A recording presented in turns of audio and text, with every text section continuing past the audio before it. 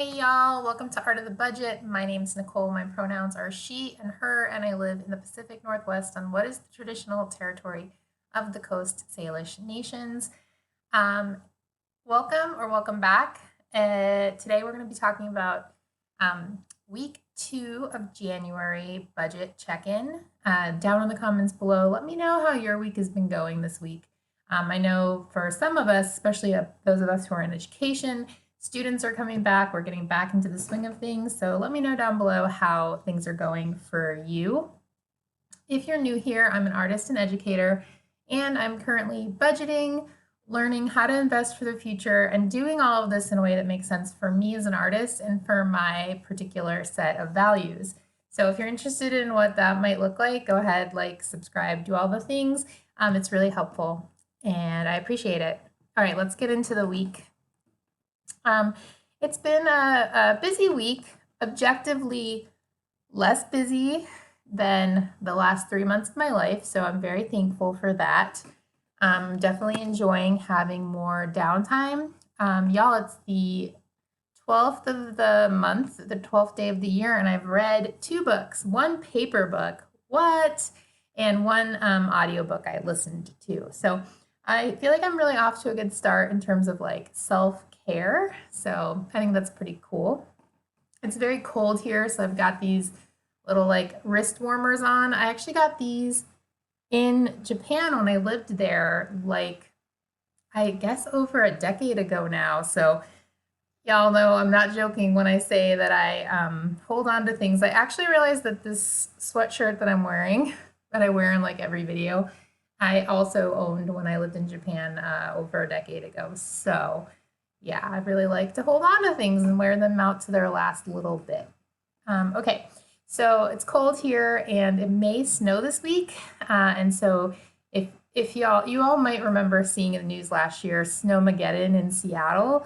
We are very much not prepared for big snow because it's not a thing that happens very often. So we got a couple of feet of snow last year and everything shut down. Where I work, I'm a classified staff, and we missed several days of work. We only got paid for that first day of the snow event, but our union has recently, what is called bargained, so that we are now getting paid for every day of a snow event. So even though I know this is very like selfish, in a way I kind of hope we get a little bit of snow because I can get a few days off and get paid.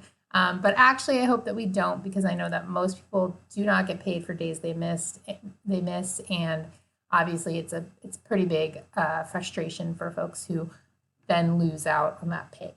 So that's kind of where I'm at. Let's get into this budget check-in. Okay, so first of all, I wanted to just do a little bit of housekeeping. I've rearranged my budget a little to make it a little more user-friendly. So as usual, I have my income, and then the very first thing, I don't know if y'all remember, this used to be down on the bottom, is radical intersectional feminism. This is where I share my income, about 5 to 7% of my base pay. Then I've got my savings and retirement, of course, and then housing, daily living, that used to be down further, personal spending, and then transportation, insurance, and tax. And then my sinking funds are last. Okay. So I'm gonna go to sharing. I guess I didn't realize I submitted $50 to the Australia rural firefighters. I think it's actually, I don't know. I was going to say, I think I know which region it is, but I don't know. I think it's just to all of them, and then they send it to the correct regions. I believe on the website, which I can link below, if you know a particular rural firefighting team, you can actually submit your donation directly to them, but I didn't know, so I just chose to direct it to the big agency putting funds out. But I submitted $50. And I guess whenever it transferred, I don't know if there was a fee or if it was just the currency transfer, but it was $54.80. So I'm just going to add $4.80 to this. All right. I didn't do too much this week, and I did do a mild meal prep, but I I actually, I've got this burrito video coming for y'all, and I actually kind of just used the leftovers and did like a mild meal prep. So I kind of supplemented slash bought lunch a couple times this week. Not ideal, for sure, and not really my typical style, but it is what it is. Uh, so I'm gonna go a little bit down to daily living, to restaurants, and I've got a $2 charge at the cafe. And if you don't know, I work at a community college and we have a culinary and pastry arts program. So I often supplement my meal prepped lunch with something delicious from the pastry program. They make pastries, they make cakes, they make crackers, and I'm gonna say like pretzels, just depending on what they're learning during the quarter, they'll make different things. And I often grab a snack there. But like I said, this week I actually got lunch a few times, or like more like the bulk of my lunch, and then maybe the thing I brought supplemented that. So I've got another charge there for $6, and one for $4.91. This actually might have been coffee and a bagel one morning. I definitely have had some weird issues with sleeping. I guess just that I want to keep doing it. It is still really dark in the morning here, so hopefully that will get better as the days get a little longer.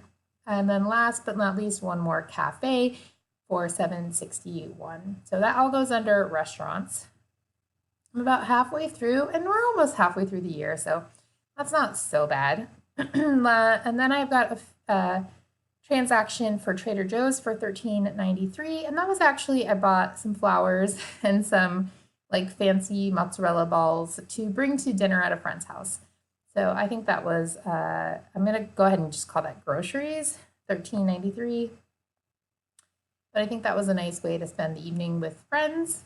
And then I just have two sweet little income transactions. I did get a mileage reimbursement for $38.28. So it sometimes happens that I need to go sometimes, up to 3 times a year or so, but usually a little less. I drive up to town. That's about it's about 30 miles away, and I get reimbursed for that mileage, and that's to pick up, hey Violet, that's to pick up ceramic supplies.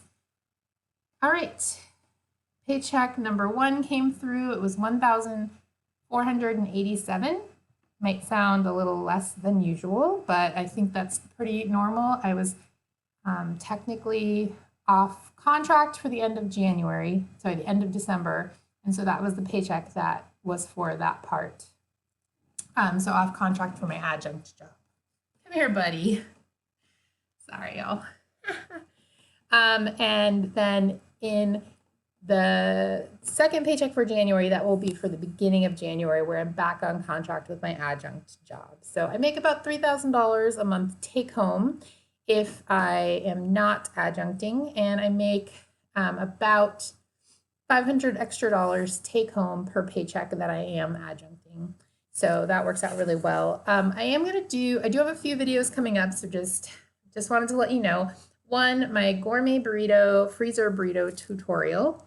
2, for you art folks out there, I just filmed the parts for a video of how to change your own elements and your own relays in your kiln. So that's going to be hugely cost saving if you're doing it yourself versus paying someone else to do it. And it's a pretty simple process. And then I will have a video coming out about what comes out of my paycheck. So what are all the things that I'm actually investing in before I even get my paycheck? So look for those coming up. Hope you're having an awesome week. Let me know how it's going down below, and I will see you later.